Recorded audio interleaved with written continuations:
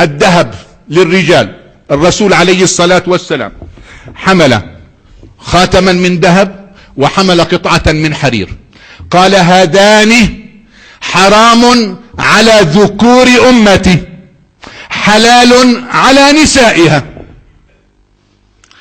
الناس في ذاك الزمن باستثناء سعد بن أبي وقاص رضي الله عنه سمح له النبي أن يلبس الحرير، لأنه كان مريضا أكرمكم الله بحساسية من كل نوع من القماش، فكان النبي عليه الصلاة والسلام بأمر بوحي قد أعطي رخصة ليعطيها لسعد بن أبي وقاص.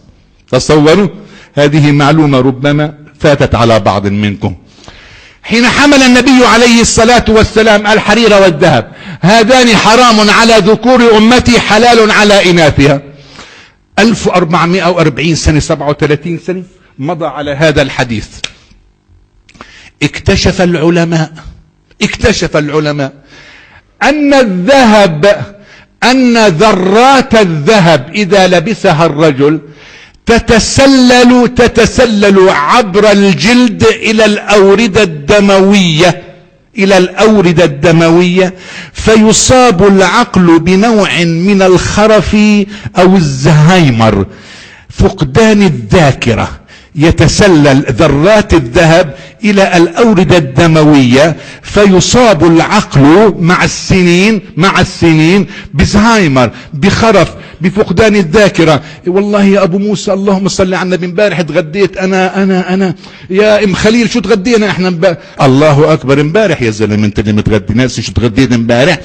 طيب يأتي فيلسوف يقول طيب والنسوان ما إلهم جلد، ما إلهم أوردة دموية حتى يتسلل الذهب؟ انتبهوا، يأتي الشرع فيقول لك إن المرأة في كل 23 يوما، في كل 24 يوما يأتيها الحيض فتخرج كل ما دخل إلى هذه الأوردة. أإله مع الله؟ ولكن نحن أو أصحاب النبي حين سلموا في ذاك الوقت بذاك الأمر لم يكتشفوا هذا، أخذوا أمرا من النبي قالوا سمعا وطاعا، انتهى الموضوع. العبادات لا تعلل، العبادات لا تتفلسف وتقول لماذا لا نأكل لحم الخنزير.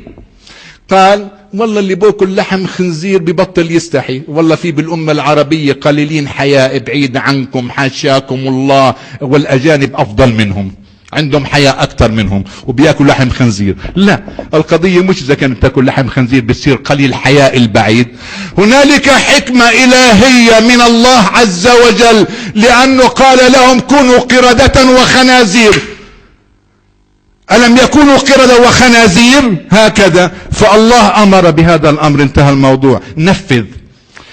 مع الله لا تناقش. قلت في يوم من الأيام على منبر رسول الله صلى الله عليه وسلم ها هنا، لي زوج أخت رحمه الله توفاه الله منذ زمن بعيد، أمي لا يقرأ ولا يكتب، ولكني والله بعد وفاته افتقدت مجلس علم من مجالسه، كان الله قد علمه والسنون قد علمته أيضا. قال لي كلمة في ريعان شبابي، في ريعان الصبا، قال يا سعد. نعم يا حج أبو ياسين. قال إياك، بالله عليكم اسمعوا إلى هذه النصيحة يا سعد. نعم. قال إياك أن تمزح مع الله. يا الله، لا تمزحوا مع الله، إياكم أن تمزحوا مع الله، هذه معلش ونستغفر الله، هذه كذا، لا تمزحوا مع الله. شاب رحمه الله من آل حياري رحمه الله في الولايات المتحدة الأمريكية، في 28 من عمره، شاب مهندس، نام فجاءته جلطة دماغية وهو نائم في الليل.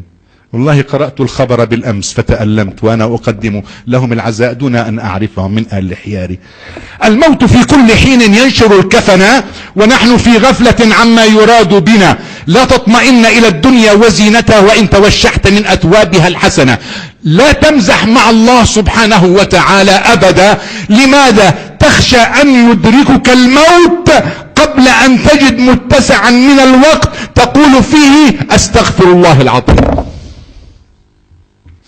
وحدثناكم مرارا وتكرارا، وانا احب ان اذكر احبتي في بيوت الله دائما وابدا. حدثناكم عن حديث عثمان بن عفان عن الملكين حين سأل النبي عليه الصلاة والسلام قال اخبرني عن العبد كم من ملك معه، فقال له النبي عليه الصلاة والسلام ملك عن يمينك يكتب الحسنات، وملك عن شمالك يكتب السيئات، وملك اليمين امين على ملك الشمال، يعني مسؤول، يعني سوبرفايزر، مسؤول كبير.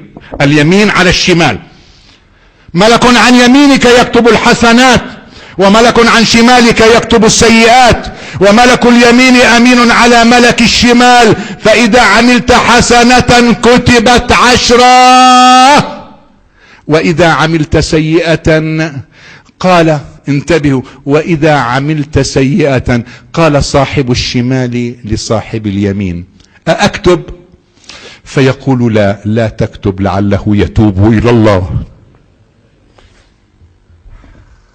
اقول قولي هذا واستغفر الله لي ولكم.